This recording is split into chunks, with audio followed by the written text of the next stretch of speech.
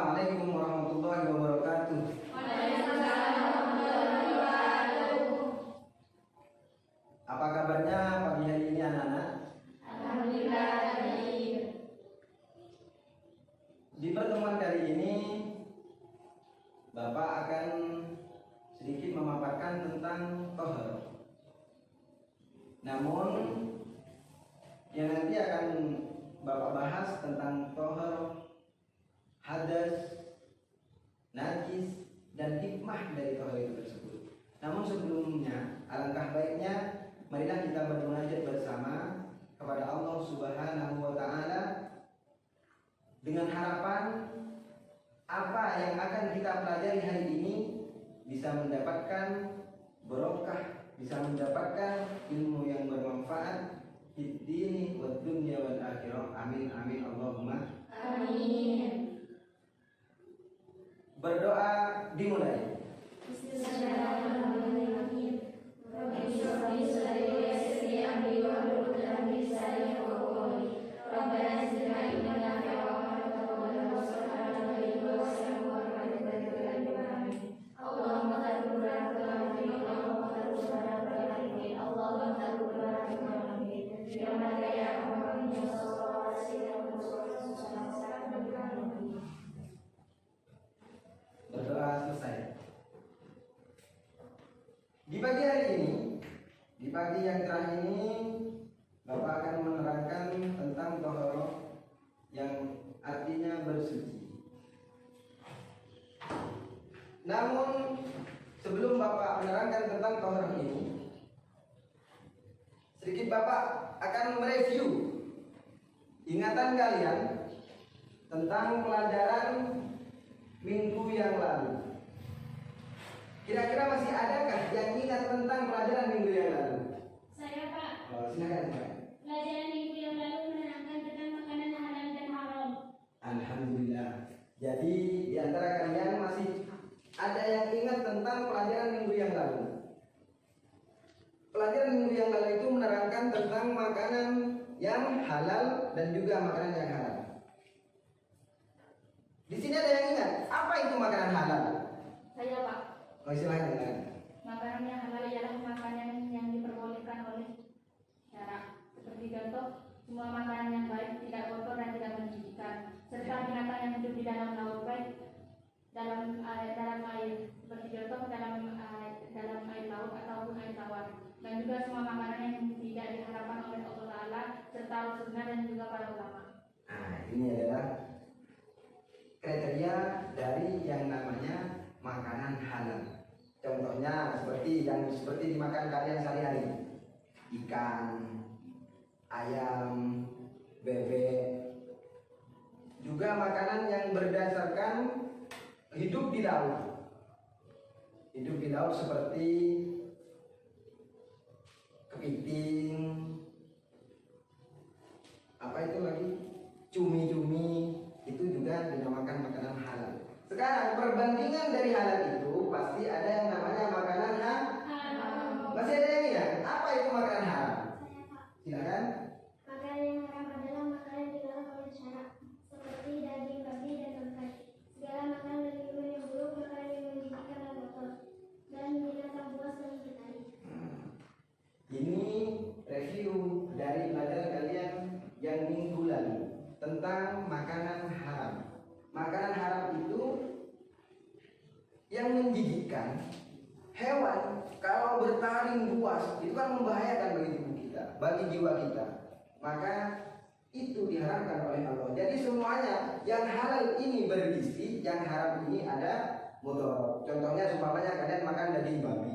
Daging babi itu riset menunjukkan bahwasanya di daging babi itu ada daging pita yang tidak bisa terbunuh dengan air panas, dengan suhu dingin, itu tidak akan bisa terbunuh. Jadi tubuh kita kalau makan daging babi itu akan terkontaminasi oleh cacing pita, sehingga kita itu mudah lelah, sehingga kita itu mudah, pokoknya berpenyakitan lah istilahnya. Jadi syarat itu memperbolehkan makanan halal, syarat itu memperbolehkan makanan haram, tidak memperbolehkan makanan haram, itu sudah ada garis yang telah disyariatkan oleh Allah Subhanahu wa taala. Nah, kita masuk pada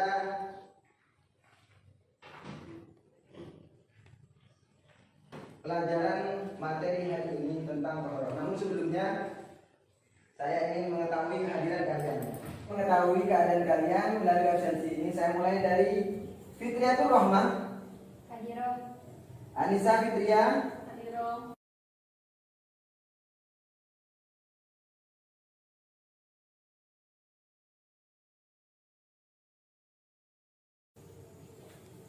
Karena ini sudah lengkap, saya mulai materi pada pagi hari ini. Materi pada pagi hari ini tentang tohar. Tohar dalam bahasa Arab itu artinya bersih dan suci. Secara istilah, tohar itu bersuci dari hadas dan juga najis bagi seorang muslim yang akan melaksanakan ibadah, yang mana ibadah tersebut dituntut untuk bersuci dari hadas dan najis. Contohnya apa? Ayo, ada yang tahu? Ibadah yang dituntut untuk bersuci dari najis dan hadas. Jenis ibadah itu banyak, seperti baca Al-Quran, seperti membantu orang tua. Tapi ada yang dituntut untuk bersuci dari hadas dan najis. Contohnya apa? Ayo, ada yang tahu? Iya, Pak. Ya. Seperti sholat, Pak. Lagi? Tawaf. Nah, yang lain? Ada penambahan? Ini sudah ada terjawab, sholat dan tawaf. Nah, itu salah satu contoh ibadah yang dituntut untuk bersuci dari hadas dan najis. Hadas yang dinamakan hadas ini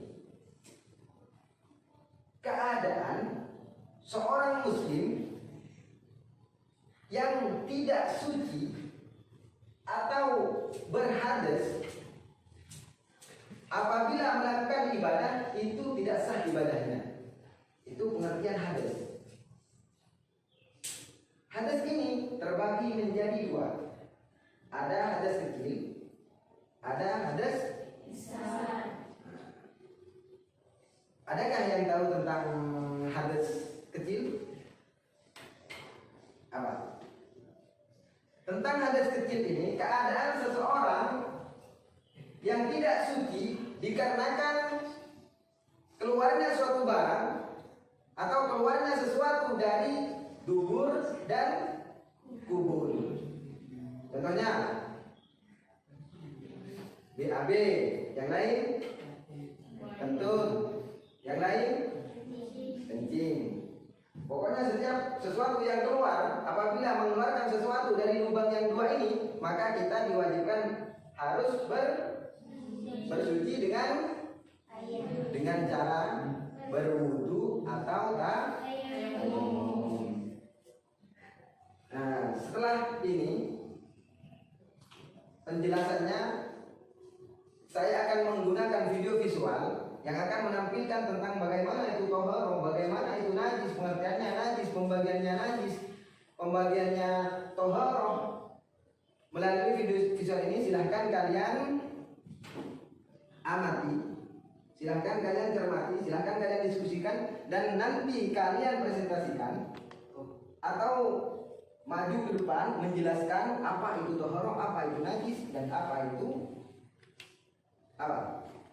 hadas.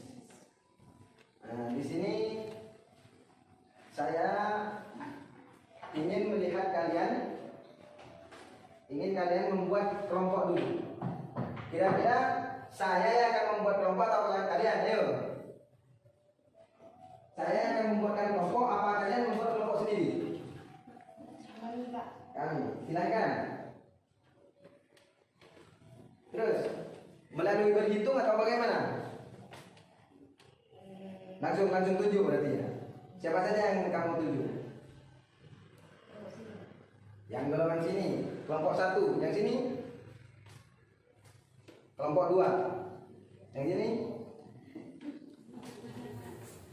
Melalui novel ini, nanti kalian mengerjakan, kalian akan mendapat definisi apa itu tohoro, apa ini.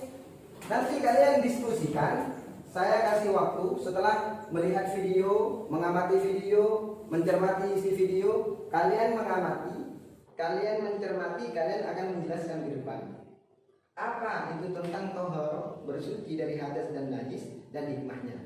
Melalui TOEFL ini saya akan berikan, nanti kalian diskusikan selama 10 menit setelah menonton video yang akan saya sajikan. Sebelum kalian mengerjakan, silahkan kalian cermati ya isi video ini yang akan saya.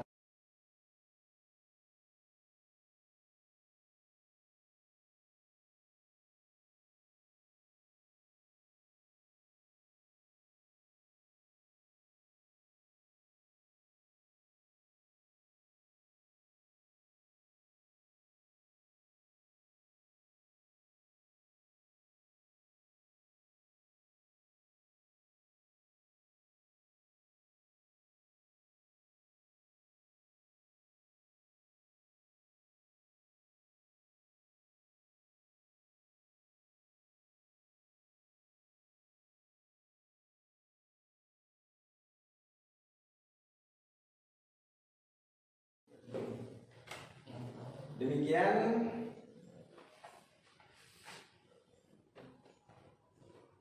penyajian video visual tentang tohar. Jadi kalian sekarang silahkan mengisi TOEFL yang saya berikan tadi.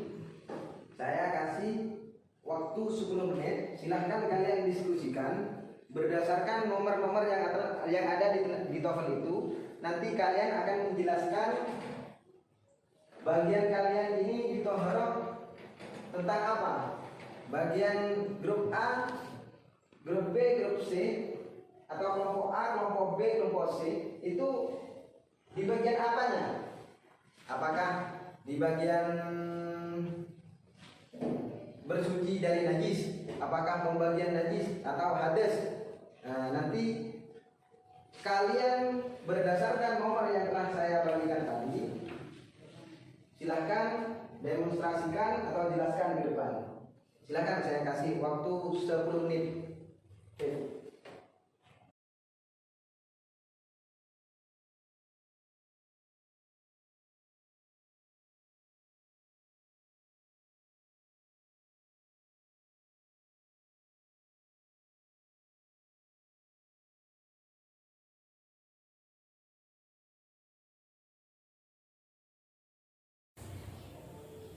Alhamdulillah kalian telah menyelesaikan diskusi pada pagi hari ini.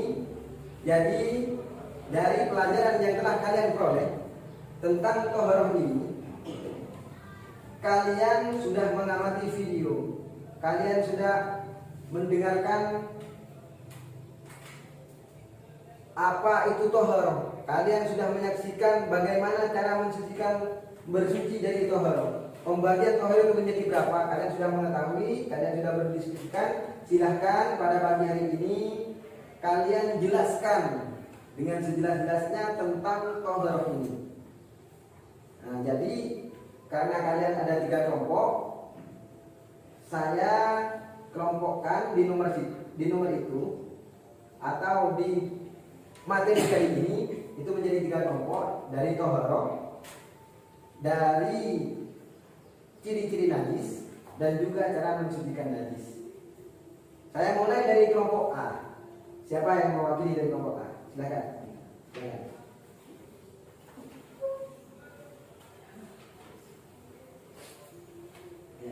Yang lain silahkan simak. Apabila nanti ada yang mau ditanyakan, silahkan tanyakan pada teman kalian ini. Assalamualaikum warahmatullahi wabarakatuh. Waalaikumsalam warahmatullahi wabarakatuh.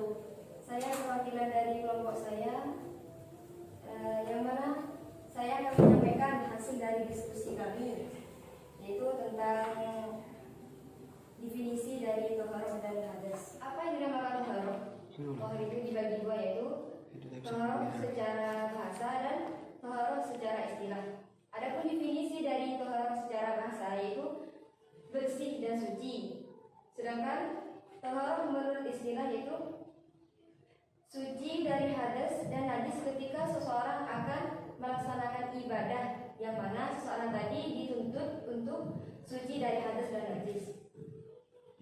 Sedangkan definisi dari hadas itu keadaan tidak suci seorang muslim yang menyebabkan tidak sahnya beribadah.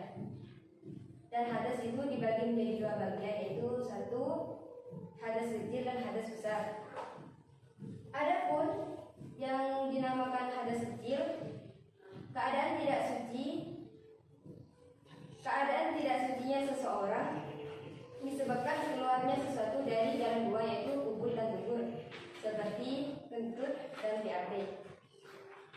Dan definisi dari hadas besar itu keadaan tidak suci seseorang disebabkan hubungan suami istri, keluar mani dan keluar darah dari rahim. Tuhan. Sekian dari saya. Wassalamualaikum warahmatullahi wabarakatuh. Kasih aplaus buat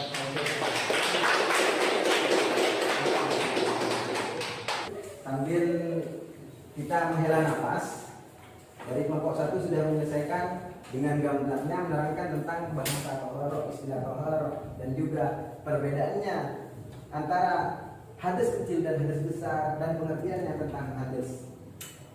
Untuk selanjutnya kami akan meminta pada kelompok 2, perwakilan dari kelompok 2 untuk menerangkan apa pengertiannya najis dan najis dibagi menjadi berapa.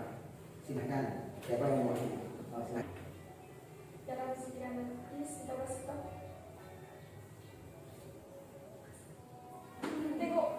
Alhamdulillah kelompok 2 sudah juga menyelesaikan tugasnya, meskipun secara aplaus kita kurang semangat. Beri aplaus untuk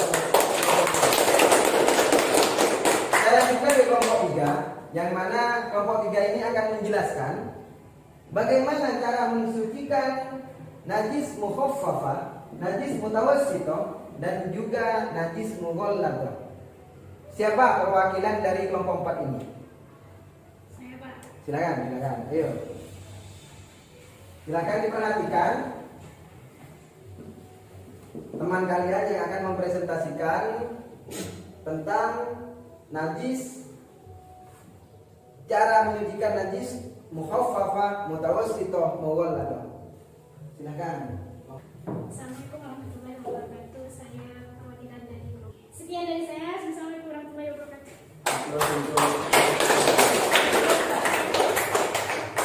Demikian semua kelompok sudah mewakilkan perwakilannya dari hasil diskusi dan penelitian kalian tentang toharoh di materi ajar di pagi hari ini. Jadi sekarang kalian bisa menggambarkan, bisa mengerti apa itu toharoh, apa itu najis, apa itu hadas. Yang paling penting dalam perolehan ilmu yang kalian serap pada pagi hari ini, kalian bisa mengamalkannya dalam kehidupan sehari-hari. Contohnya, seumpamanya ada kotoran ayam di depan rumah kalian. Wah, ini bagaimana ya? Ambil tisu sajalah, kasih tisu, sudah dianggap bersih. Jadi sekarang kalian sudah tahu bagaimana cara mensucikan kotoran ayam ini. Yang itu harus tiga-tiganya, kahanan, warna, dan bau. Yang namanya najis mutawassithah ini harus dihilang. Kalau najis mukhaffafah, umpamanya kalian punya adik yang masih kecil, laki-laki, kalau perempuan tidak masuk. Laki-laki yang umurnya baru kurang dari 2 tahun dan belum makan sesuatu kecuali air susu ibunya, maka najis kencingnya itu dianggap najis mukhaffafah. Cara mensucikannya bagaimana? Yaitu dengan menciprakan air ke najis tersebut sudah dianggap suci. Nah, itulah penjelasan dari kelompok 3. Demikian materi ajar yang pagi hari ini dapat saya sampaikan. Cuma dari sebelumnya saya mau menyimpulkan tentang apa materi ajar yang sekarang kita dapatkan. Cuman saya sebelumnya, dari kalian adakah yang mau menyimpulkan tentang materi kali ini atau tentang toharoh ini? Alhamdulillah kalian sudah menyelesaikan materi ajar pada pagi hari ini tentang toharoh kali ini. Namun sebelum saya mengakhiri, saya akan menyimpulkan, Bapak akan menyimpulkan tentang toharoh ini. Apa suci itu, apa itu hadas, apa itu najis. Namun sebelum Bapak menyimpulkan, saya ingin mungkin dari anak-anak ada yang mau menyimpulkan, silakan. Ayo, ambilkan tentang bahasa ini.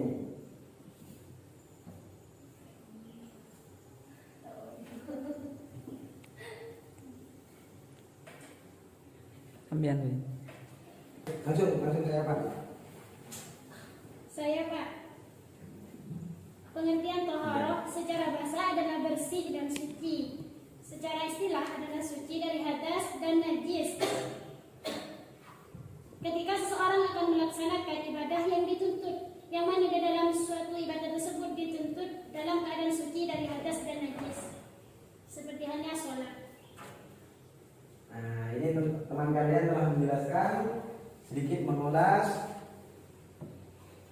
penyimpulan tentang toharoh ini. Namun Bapak akan mempertegas kesimpulan materi pelajaran pada pagi hari ini. Pertama, itu toharoh. Toharoh itu apa? Toharoh itu yang dalam bahasa Arabnya bersuci atau bersih. Secara istilah, toharoh itu bersuci dari hadas dan najis apabila orang muslim akan melakukan ibadah yang dituntut atau diwajibkan untuk bersuci dari hadas dan najis, seperti yang telah dicontohkan sholat 5 waktu, sholat sunnah, baca Al-Quran, tawaf, haji, dan lain sebagainya. Pokoknya yang dinamakan secara toharoh secara istilah itu bersuci dari najis bagi ibadah yang dituntut atau diwajibkan untuk bersuci dari najis dan toharoh. Kesimpulan tentang hadas. Hadas itu keadaan seseorang yang tidak sah ibadahnya kecuali dengan melakukan tayammum atau wudu apabila keluarnya sesuatu dari kubul dan dubur. Itu pengertian tentang hadas kecil. Sekarang kita ke hadas besar. Hadas besar itu sesuatu yang apabila orang muslim tidak melaksanakan mandi junub, maka ibadahnya, karena ibadah ini menuntut atau mewajibkan bersuci dari hadas, maka ibadahnya tidak akan sah kecuali dengan mandi junub. Maka sebelum Bapak menutup pertemuan kita kali ini, Bapak akan menyimpulkan tentang toharoh. Apa itu toharoh? Toharoh itu bersuci dari hadas dan najis. Toharoh itu bisa dikategorikan bersuci dari hadas juga bersuci dari najis. Bersuci dari najis, bersuci dari hadas itu ada dua. Bersuci dengan wudu tayammum, dengan mandi junub dan tayammum. Kalau najis itu terbagi menjadi tiga. Najis mukhaffafah, mutawassithah, dan mughalladhah. Di mana najis mukhaffafah ini bisa dikategorikan atau bisa dikatakan najis ringan, mutawassithah itu najis sedang, dan mughalladhah itu najis berat. Ciri-cirinya yang mukhaffafah itu kencing, anak kecil yang kurang umurnya itu dari 2 tahun dan belum memakan apapun selain air susu ibunya. Najisnya dinamakan, kencingnya dinamakan najis mukhaffafah dan cara mensucikannya dengan menjibrakan air sudah cukup, itu mensucikan. Yang mutawassithah itu seperti kotoran ayam, nanah, muntah dan lain sebagainya. Yang mana cara mensucikannya itu harus hilang kehadiran, rasa dan bau. Apabila satu contoh, ini sumpama ini kotoran cicak jatuh ke sini. Yang kalian hilangkan pertamanya apa? Apakah harus disiram atau gimana? Kahenan. Ini yang namanya kahenan atau wujudnya, bentuknya. Nah, di sini tinggal warna, bau, sama rasa. Ini juga wajib dihilangkan kalau najis mutawassithah.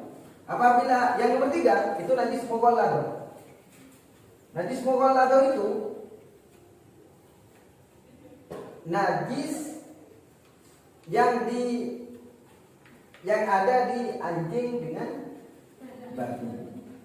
Cara mensucikannya bagaimana? Cara mensucikannya yaitu membasuh sebanyak 7 kali, dan salah satunya basuhan itu harus dicampur debu atau tanah. Itu cara mensucikan najis mughalladah. Hikmah dibalik kita kenapa harus bertohoroh? Pertama itu mengembalikan kefitrahan manusia, Allah menunjukkan kefitrahan manusia itu mengembalikan kefitrahan manusia dengan berdasarkan hadis Nabi yang diriwayatkan oleh Bukhari, kullu mauludin yuladu 'alal fitrah. Setiap manusia yang dilahirkan ke dunia ini lahir dalam keadaan suci. Nah, itu salah satu hikmah dari tohar. Yang kedua, menjaga kesehatan tubuh kita. Hikmah dari tohar itu salah satunya itu menjaga kesehatan tubuh kita. Kemarin kan sampean pernah mendengar dengan tibanya corona di dunia ini, bukan di Indonesia saja, di dunia itu, di Amerika, bahkan di luar sana, di negara luar sana, ada hari cuci tangan nasional, internasional, atau dunia. Cuma dalam diri kita sebagai umat Islam itu sudah diajarkan sejak dini, apabila kita berwudu, kita wajib membasuh tangan, membasuh muka, juga membasuh kaki. Alhamdulillah, mungkin dari kalian masih ada yang mau ditanyakan. Saya persilahkan, saya kasih waktu 1 orang 1 pertanyaan 2 menit. Silakan. Kiranya paham semua ya. Alhamdulillah, saya akhiri pertemuan kali ini materi tentang tohar ini. Namun sebelumnya saya mengingatkan kepada kalian untuk pertemuan selanjutnya, silakan kalian buka halaman 12.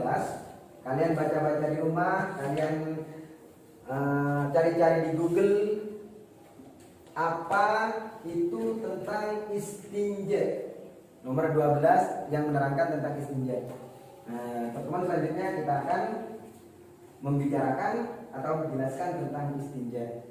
Demikian yang Bapak sampaikan. Akhirul, assalamualaikum warahmatullahi wabarakatuh.